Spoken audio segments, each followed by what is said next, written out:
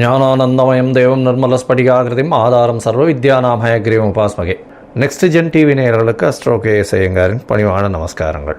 வார பலன் 30/9/2024 6/10/2024 வரலும் உண்டான வாரத்திற்கு என்னென்ன பலன் மேஷம் முதல் மீனம் வரை எப்படின்றத பார்ப்போம். அதற்கு முன்னாடி இந்த வாரத்தில் வரக்கூடிய கோல்சாரம் என்ன, இந்த வாரத்தில் இருக்கக்கூடிய விசேஷ நாட்கள் என்ன, அதற்கு பிறகு இந்த வாரத்தில் எந்தெந்த ராசிக்காரர்களுக்கு சந்திராஷ்டம், இந்த மூணுத்தையும் வரிசைப்படுத்தி பார்க்கலாம். முதல்ல இந்த வாரத்தினுடைய கோல்சாரம்னு எடுத்தோமேயானால் காலபுருஷ தத்துவத்தின் 2வது ராசியில் குரு பகவான், அதாவது ரிஷபத்தில் குரு, மிதுனத்தில் செவ்வாய், கன்னியில் புதன், சூரியன் மற்றும் கேது, துலாத்தில் சுக்கிரன், கும்பத்தில் வக்ரம் பெற்ற சனி, மீனத்தில் ராகு. இந்த வாரம் சந்திரன் அதிவேகமாக செல்லக்கூடிய கிரகமான சந்திரன் மக நட்சத்திரம் சிம்ம ராசியிலிருந்து விருச்சிக ராசி அனுஷ நட்சத்திரம் வரலும் போகிறார். அதாவது சிம்மம், கன்னி, துலாம், விருச்சிகம் 4 ராசி கடந்து போகிறார். இந்த வாரத்தில் வரக்கூடிய விசேஷ நாட்கள் அப்படின்னு பார்த்தோமேனால் இந்த வாரத்தின் முதல் நாளான 30ஆம் தேதி அன்னைக்கு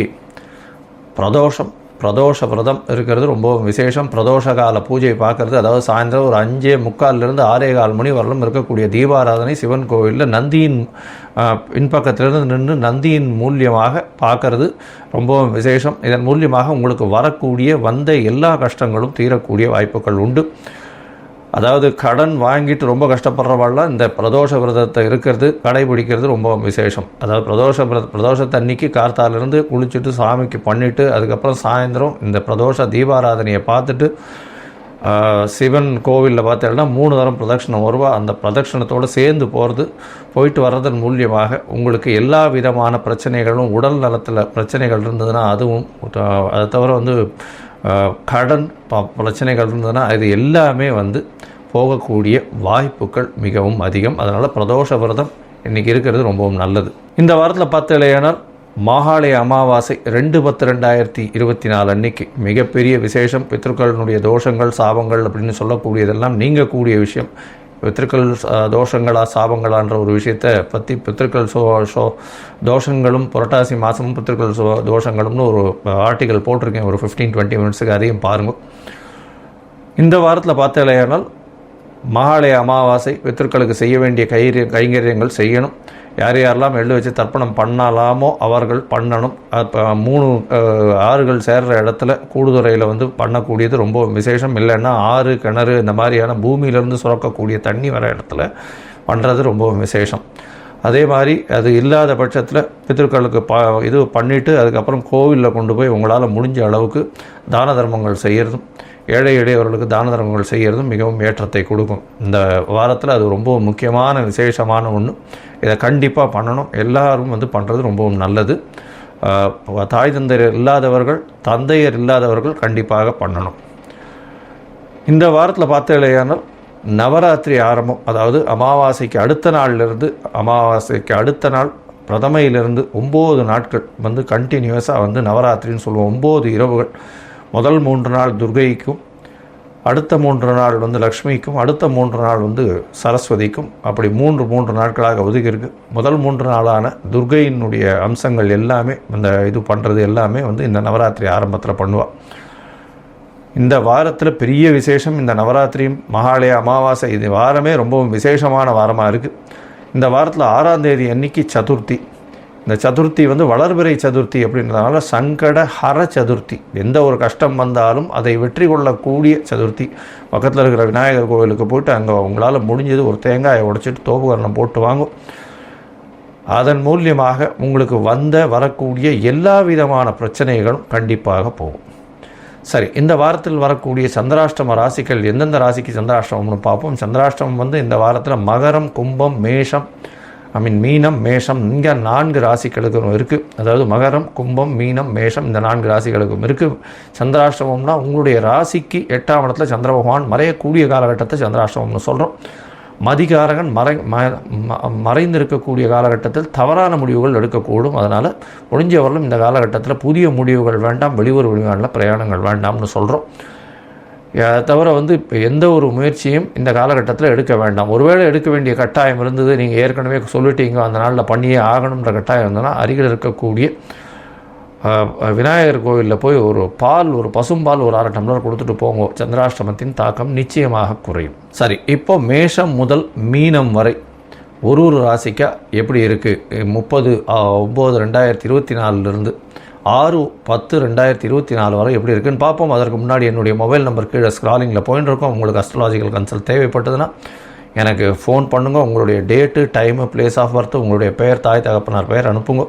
என்னுடைய கட்டணம் என்னன்றதை தெரிவிக்கிறேன். அதற்கு பிறகு உங்களுடைய ஜாதகத்தை போட்டு சந்தி இருக்கான்னு பார்க்கணும். முதல்ல பாத சந்தி, நட்சத்திர பாத சந்தி, அதை தவிர லக்ன சந்தி இருக்கா, இது எல்லாத்தையும் பார்த்துட்டு அதற்கு பிறகு உங்களுடைய ஜாதகத்தை போட்டு அதுக்கப்புறம் உங்களுக்கு அப்பாயின்மெண்ட் தரேன். பொதுவாக மோஸ்ட் ஆஃப் த பீப்புள் என்கிட்ட வர்றவாளுக்கு சந்தி ரொம்ப அதிகமாக இருக்குது. துலா ராசி நினச்சின்னு இருப்பா, ரிச்சிக ராசி விசாக நட்சத்திரமாக இருக்கும். அதே மாதிரி ரிஷப ராசின்னு சொல்லிட்டு இருப்பா, மிருகசீரிஷம்னு. ஆனால் மிதுன ராசியில் இருப்பாள். அதனால் எந்த ராசின்னே தெரியாது. ஏன்னா இந்த உடைந்த நட்சத்திரங்கள் ஆகட்டும், அந்த மாதிரியான நட்சத்திரங்கள் வரும்பொழுது கண்டிப்பாக எந்த ராசியில் இருக்கா அப்படின்றது முழுமையாக தெரியாமல் இருக்கிறதுனால அவள் எந்த ராசிக்கு அவளுடைய ராசி என்ன, அதுக்கு என்ன அர்ச்சனை பண்ணணுன்றதே தெரியாமல் போகிறது.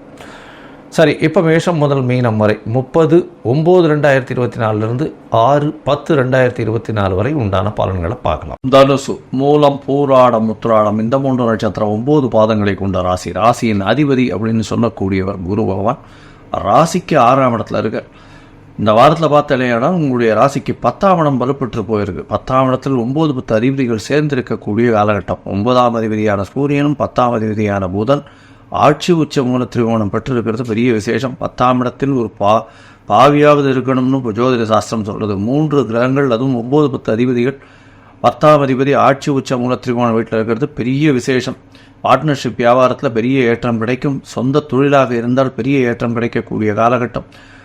இந்த வாரத்தில் பார்த்தீங்கன்னா புதிய கான்ட்ராக்டுகள், புதிய தொழில் மூலியமாக அதீத லாபங்கள் வரக்கூடிய வாய்ப்புகள் உண்டு. பொது காரியங்களுக்கு நிறைய செலவு பண்ணக்கூடிய வாய்ப்புகள் நிச்சயமாக உண்டு. ஆன்மீக வழியில் நிறைய செலவு பண்ணக்கூடிய பாக்கியங்கள் உண்டு. ஏன்னா 11ஆம் அதிபதியும் 11ஆம் இடத்துல ஆட்சி பெற்றிருக்கிறது பெரிய விசேஷம். திருமணத்திற்கு 2வது திருமணத்திற்கு பார்த்து கொண்டிருப்பவர்களுக்கு கண்டிப்பாக 2வது திருமணம் கைகூடக்கூடிய காலகட்டமாக அமைய போகிறது.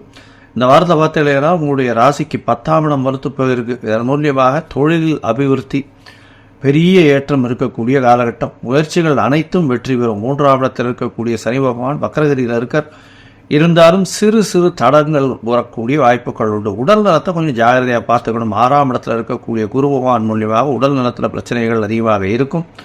வயிறு சம்பந்தப்பட்ட, சர்க்கரை சம்பந்தப்பட்ட, கொழுப்பு சம்பந்தப்பட்ட நோய்கள் கொஞ்சம் அதிகமாகவே காணப்படும். ஜாகிரதையாக இருக்கிறது நல்லது. சாப்பாட்டில் அதிக கட்டுப்பாடு தேவை. கொஞ்சம் ஜாகிரதையாக இருக்கிறது ரொம்ப நல்லது. அதுவும் இந்த தனுசு ராசிக்காரர்கள் கொஞ்சம் சாப்பாடு பிரியராகவே இருப்பார்கள். அவர்களுக்கு கொஞ்சம் சாப்பாட்டில் கொஞ்சம் கட்டுப்பாடோடு இருக்கிறது ரொம்பவும் நல்லது.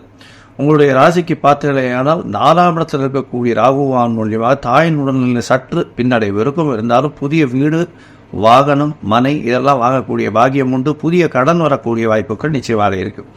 இந்த வாரத்தில் உங்களுடைய ராசிக்கு பார்த்தலையானால் அதிவேகமாக செல்லக்கூடிய கிரகமான சந்திர பகவான் உங்களுடைய ராசிக்கு 9ஆம் இடத்துல இந்த வாரத்தை ஆரம்பிக்கிறார். 9ஆம் இடம் அப்படின்னு சொல்லக்கூடிய விஷயம் பார்த்தலையானால் உங்களுடைய ராசிக்கு பார்த்தேன்னா 9ஆம் இடத்துல இந்த வாரத்தை ஆரம்பிக்கிறார். 9ஆம் இடத்துல சந்திரன் போய் இருக்கிறது 8ஆம் அதிபதி 9ஆம் இடத்துல இருந்து சனி பகவானால் பார்க்கப்படுறதுனால மறைந்த இடத்திலிருந்து திடீர் பொருள் உதவி வரக்கூடிய வாய்ப்புகள் உண்டு. தந்தையின் மூலியமாக ஏற்றமான ஒரு நல்ல பணம் வரக்கூடிய வாய்ப்புகள் நிச்சயமாக உண்டு.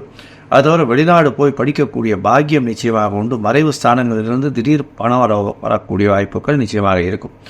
இந்த வாரத்தில் உங்களுடைய ராசிக்கு பார்த்தாலேயானால் 9ஆம் இடத்துல இருக்கக்கூடிய சந்திர பகவான், அதாவது 30/9/2024 6/10/2024 வரணும் உண்டான வாரத்தில் 1ஆம் தேதி மாலை ஒரு 4:30 மணி வரணும் இருக்கு.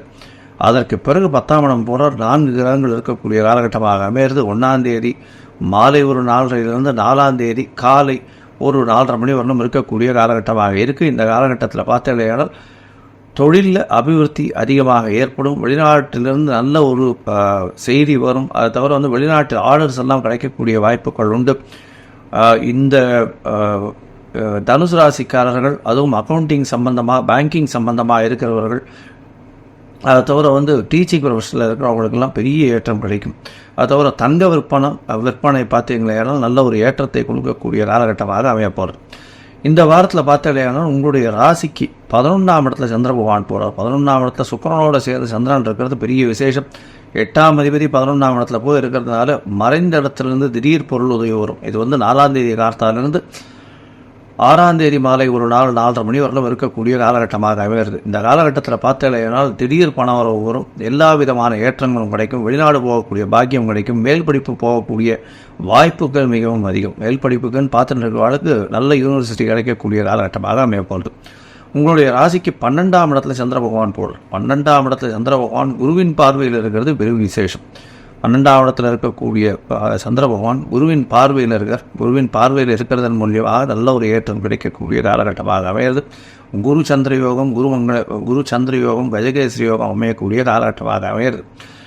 12ஆம் இடத்துல 8ஆம் அதிபதி இருக்கிறதுனால, அதுவும் அதீத சுபத்துவம் குருவின் பார்வையில் இருக்கிறதுனால வேலையின் நிமித்தமாக வெளிநாடு போகக்கூடிய வாய்ப்புகள் நிச்சயமாக கிடைக்கும். புதிய வேலை கிடைக்கக்கூடிய வாய்ப்புகள் உண்டு. இந்த வாரத்தில் உடல் நலத்தில் மட்டும் கொஞ்சம் ஜாகிரதையாக இருக்கும். புதிய கடன் வாங்கக்கூடிய வாய்ப்புகள் நிச்சயமாக இருக்குது.